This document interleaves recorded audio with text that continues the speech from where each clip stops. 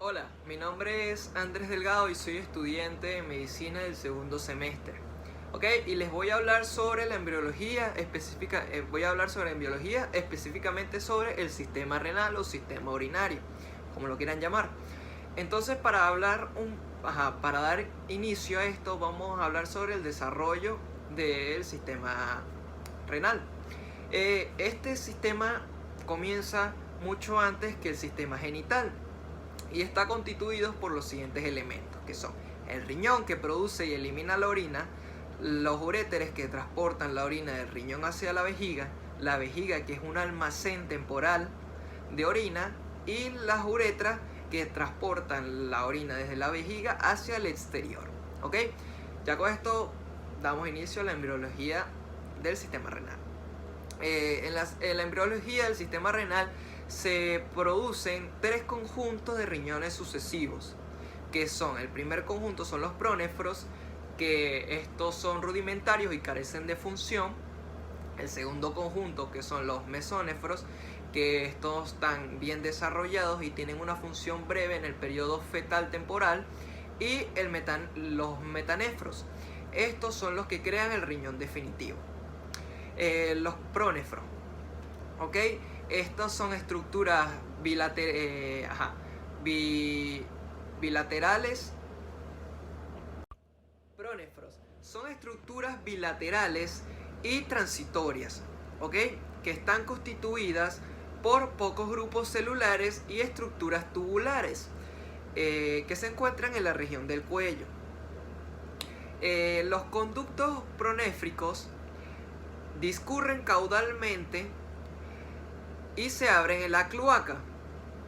Los prónefros se degeneran rápidamente, pero la mayoría de estos conductos pronéfricos persisten para los riñones sucesivos. Este proceso o este conjunto del primer riñón termina al final de la cuarta semana. ¿Ok? Ellos no tienen una función, carecen de función y son rudimentarios. Inician al principio de la cuarta semana y terminan al final de la cuarta semana. Pero ellos dejan sus conductos pronéfricos para que el siguiente riñón riñón sucesivo los pueda utilizar.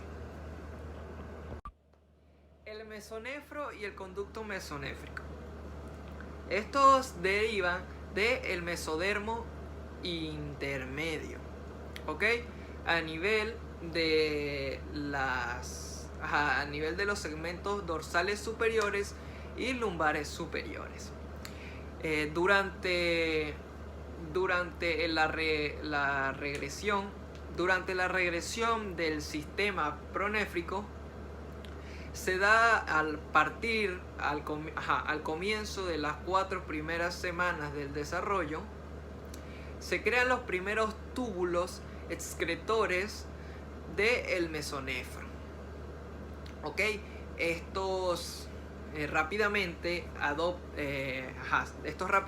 se alargan y entonces adoptan una forma de un haz en forma de S y adquieren un ovillo de capilares que constituyen el glomérulo en su extremidad medial o en su extremo medial, como lo quieran llamar.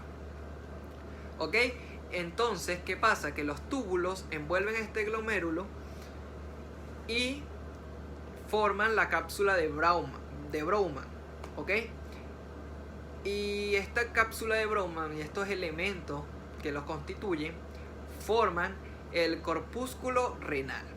Al extremo opuesto de los túbulos, desemboca, al extremo opuesto, él desemboca en un conducto colector longitudinal llamado conducto mesonéfrico o conducto de Wolff o Wolff, como lo quieran llamar.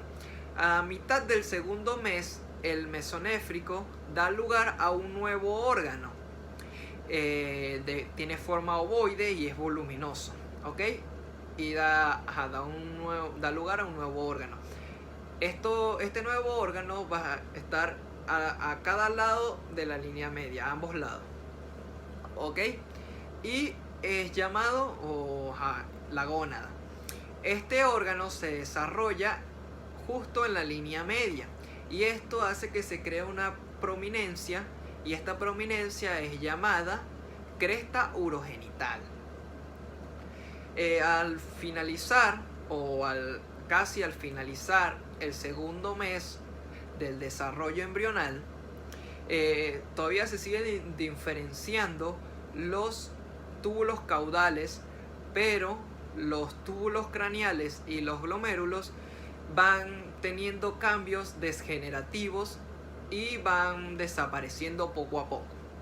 En los varones se quedan algunos túbulos caudales y este conducto mesonéfrico para la creación del sistema genital o los genitales en los varones. En cambio en las mujeres esto se desaparece por completo. Metanefros es el tercer órgano urinario, ¿ok? En la embriología. También conocido como el metanefros o el riñón definitivo. ¿Ok?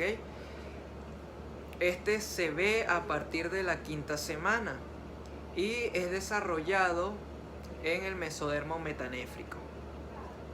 Al igual que en el sistema mesonéfrico, este tiene conductos distintos a los otros sistemas renales. ¿Ok?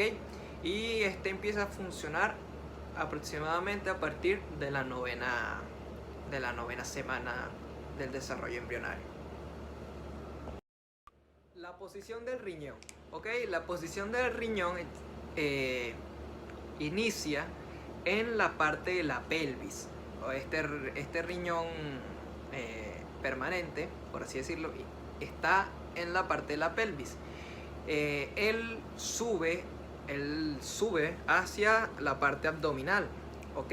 Este ascenso renal se da porque se empieza a desarrollar la parte lumbar la parte sacra.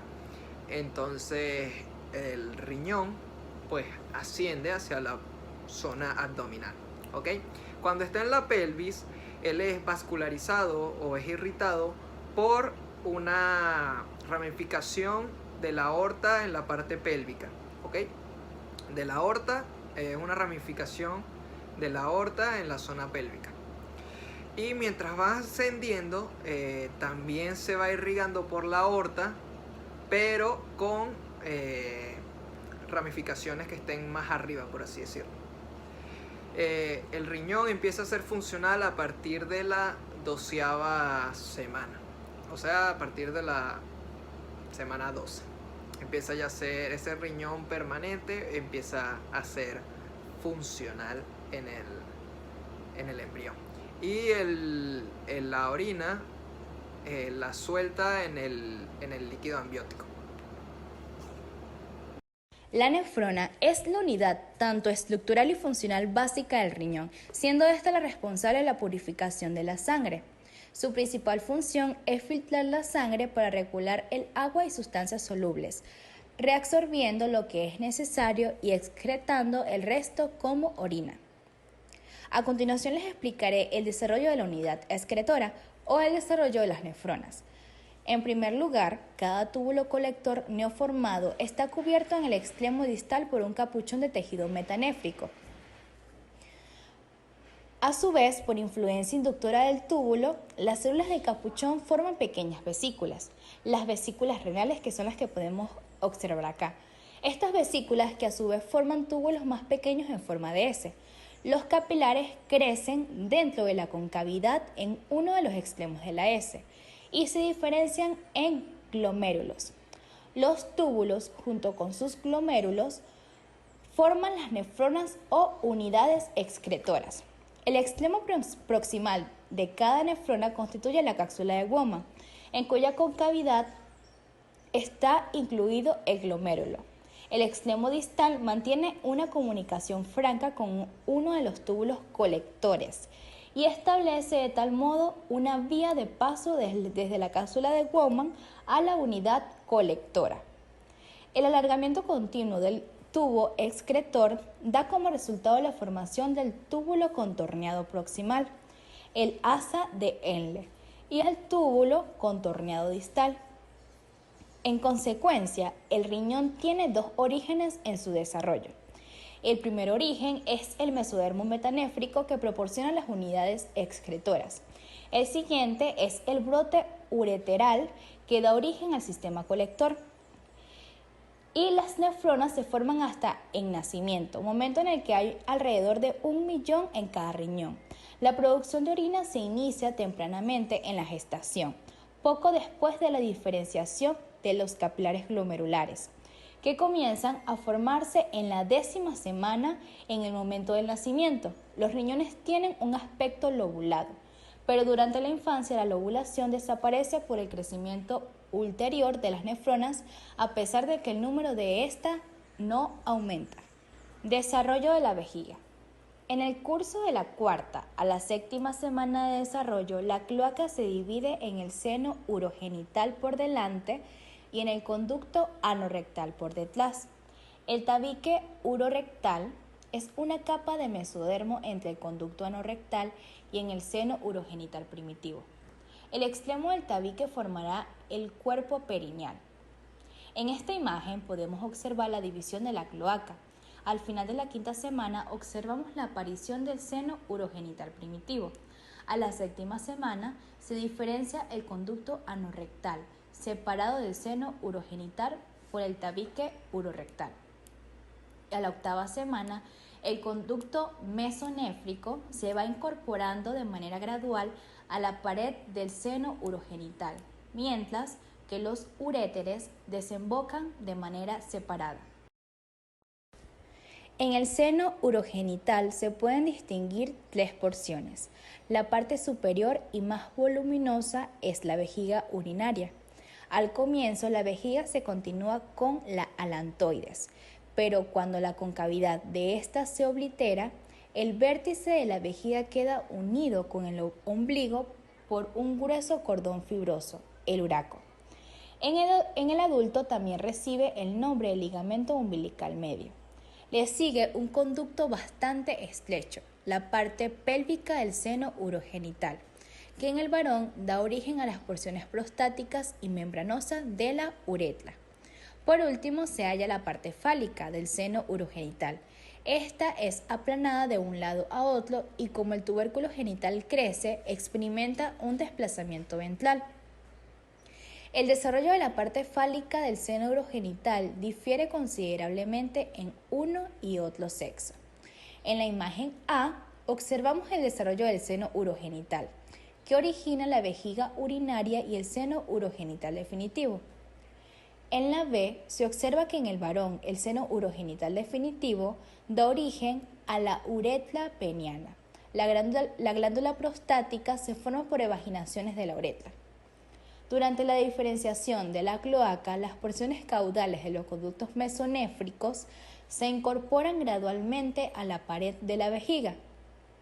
En consecuencia, los uréteres, que en un principio eran evaginaciones de los conductos mesonéfricos, entran en la vejiga por separado. El ascenso de los riñones determina que los orificios de los uréteres se desplacen aún más en sentido craneal. Los de los conductos se acercan entre sí para penetrar en la uretra prostática y en el varón formarán conductos eyaculadores. Como los conductos mesonéfricos y los uréteres tienen el mismo origen mesodérmico, la mucosa de la vejiga en la porción formada por la incorporación de los conductos, es decir, el trígono vesical, es de origen mesodérmico. Con el tiempo, el revestimiento mesodérmico del trígono es reemplazado por el epitelio endodérmico, de manera que, en definitiva, el interior de la vejiga queda revestido completamente por el epitelio endodérmico.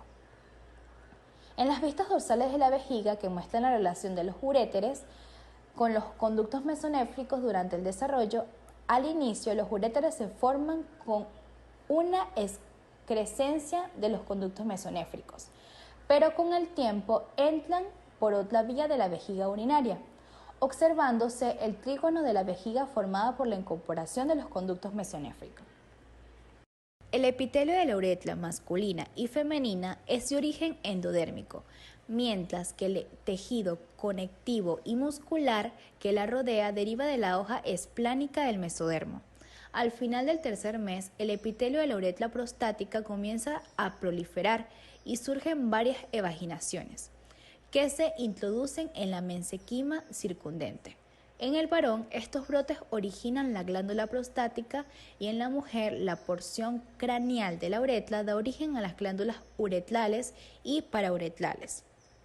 En los fetos del sexo masculino, la parte distal de la uretra localizada en el glande del pene procede de un cordón sólido de células ectodérmicas que crece internamente desde la punta del glande y se une al resto de la uretra esponjosa. En consecuencia, el epitelio de la parte terminal de la uretra tiene origen en el ectodermo de superficie. El tejido conjuntivo y el músculo liso de la uretra proceden de la mesenquima esplánico de origen mesodérmico en los fetos de ambos sexos.